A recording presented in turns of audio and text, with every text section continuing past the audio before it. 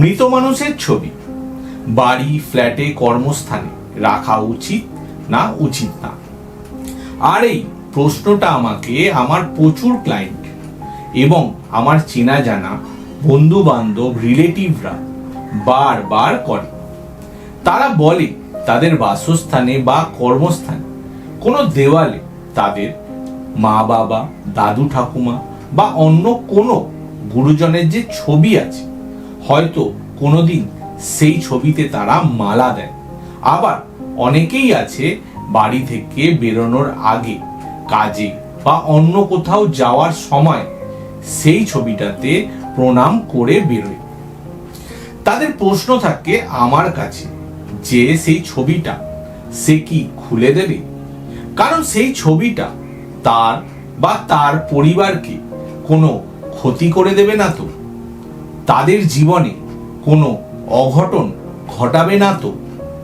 আচ্ছা, এই প্রশ্নটাই আপনার মনের মধ্যেও কি আছে? তাহলে আজকের ভিডিওটা আপনার জন্য। এই মৃত মানুষের ছবি নিয়ে আপনার মনের মধ্যে যা প্রশ্ন আছে তার পুরোটাই সমাধান করব এই ভিডিওতে, কথা দিচ্ছি। তাই এই ভিডিওটা পুরো দেখুন এবং সঙ্গে থাকুন।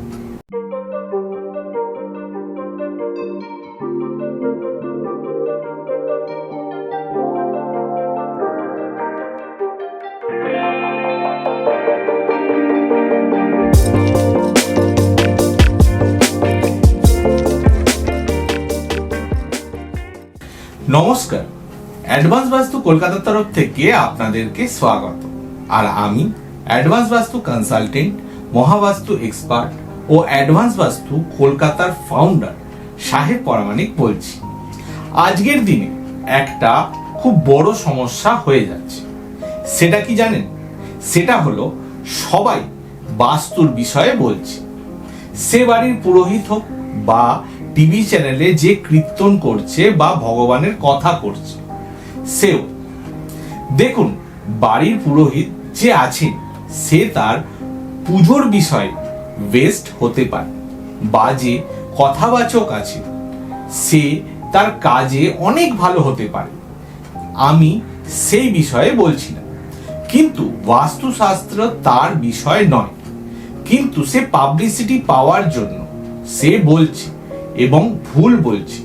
মানুষ তাকে শুনছে এবং ভুলটা জানছে। একটা সঠিক বাস্তুশাস্ত্রী হতে গেলে বা একটা প্রপার্টিতে সঠিক বাস্তু করতে হলে অনেকগুলো জিনিসের নলেজ থাকা দরকার আছে। প্রথম, আর্কিটেকচারাল বা সিভিলের নলেজ থাকা দরকার আছে। শ্রীমদ্ ভাগবত গীতার নলেজ থাকা দরকার আছে।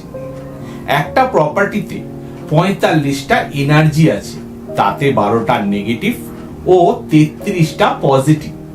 প্রত্যেকটা কিভাবে ফাংশন করে তার পুরো জ্ঞান থাকা দরকার আছে।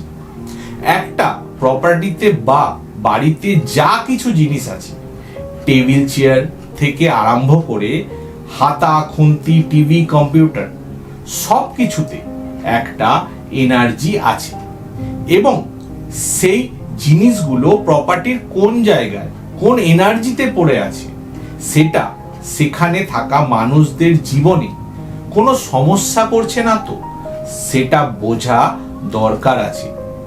এই সব কিছু হওয়ার পর যদি তারপরেও সেই প্রপার্টিতে থাকা কোনো মানুষের জীবনে কোনো সমস্যা আসছে, তার বৈদিক অ্যাস্ট্রোলজি পার্ট দেখতে হয়।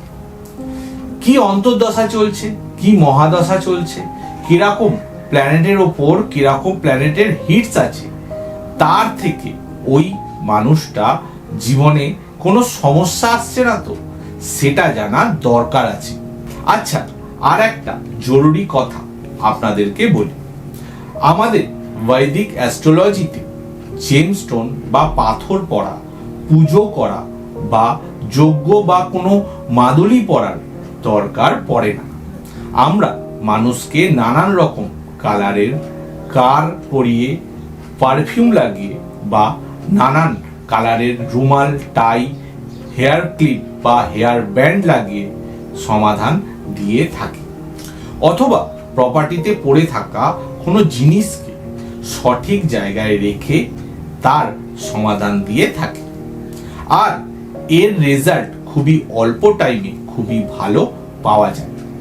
একটা প্রপার্টিতে থাকা মানুষদের জীবনে যে কোনো সমস্যা আছে তার সমাধান এবং তারা যাতে অনেক বড় হয়, প্রচুর উন্নতি করে, বেস্ট পারফর্ম করে, তাদের জীবনে অ্যাচিভমেন্ট যেন তাদের মনের মতনই হয়, তার জন্য যে বাস্তু গাইডেন্স দরকার আছে তারা যাতে সঠিকটা পায়, এই জন্য আমার গুরুজি ডক্টর খুশদীপ বানসাল এই সব কিছুর নলেজ খুব ভালো করে সঠিকভাবে দিয়েছে আমাদের, আর আমি সেটা মাথায় রেখেই কর্ম করি। চলুন এবার আসি আমাদের বিষয়। মৃত মানুষের ছবি আপনার বাসস্থান বা কর্মস্থানে রাখা উচিত না। প্রথমে একটা কথা ভাবুন, আপনি আপনার প্রপার্টিতে যার ছবি লাগিয়েছেন উনি কে? নিশ্চয়ই আপনার প্রিয় কোনো মানুষ, আপনার মা বাবা অথবা গুরুজন, কেউ বাইরের কেউ না। তার হয়তো কত ভালোবাসা আপনার প্রতি ছিল, তার কত দেন আপনি হয়তো পেয়েছেন, তাহলে তার ছবি আপনার জীবনে ক্ষতি কি করে করতে পারে? এটা কোনোদিনও ক্ষতিকারক নয়। আপনি জানেন, বিয়ে হবার বিষয়ে বা পরিবারে সম্পর্ক নিয়ে স্টেবিলিটি না থাকায়, জীবনে স্টেবিলিটি না থাকায় পিতৃ যারা আছে, বাবা মা দাদু ঠাকুমা বা তারও ওপরে যারা, তাদের ছবি মারাত্মক ভালো রেমেডির কাজ করে। তাই অবশ্যই এনাদের ছবি আপনার বাসস্থান ও কর্মস্থানে রাখুন, এতে কোনো ক্ষতি হবে না, আমি কথা দিচ্ছি। শুধু একটা কথা মনে রাখবেন, আপনার পিতৃ যারা আছেন তাদের ছবি চেষ্টা করুন সাউথ ওয়েস্টে পিতৃস্থানে রাখতে, এতে অনেক লাভবান হবেন। এবং বাকি যারা আছে তাদের ছবি নর্থ ওয়েস্টে সাপোর্টের জন্য রাখুন, এতে ওনাদের আশীর্বাদ ও সাপোর্ট সারা জীবন আপনারা পাবেন, কোনো ক্ষতি হবে না, লাভবান হবেন। কোনো ভুল লোকের কথায় কান দেবেন না। এই বিষয়ে কোনো প্রশ্ন থাকলে কমেন্ট বক্সে লিখবেন, আমি অবশ্যই অ্যান্সার দেব। এরকমই খুবই ইম্পর্টেন্ট ও ভ্যালুয়েবল ভিডিও দেখার জন্য অবশ্যই অ্যাডভান্স বাস্তু কলকাতার ইউটিউব চ্যানেলটিকে সাবস্ক্রাইব করুন। যদি আপনাদের এই ভিডিওটা দেখে ভালো লেগে থাকে লাইক করুন, শেয়ার করুন। আর অ্যাডভান্স বাস্তু কলকাতার সাথে কন্ট্যাক্ট করতে হলে এই স্ক্রিনে দেওয়া নাম্বারে কল করতে পারেন। খুব ভালো থাকুন, মনের মতন করে বাঁচুন, আর দেখতে থাকুন অ্যাডভান্স বাস্তু কলকাতা। নমস্কার।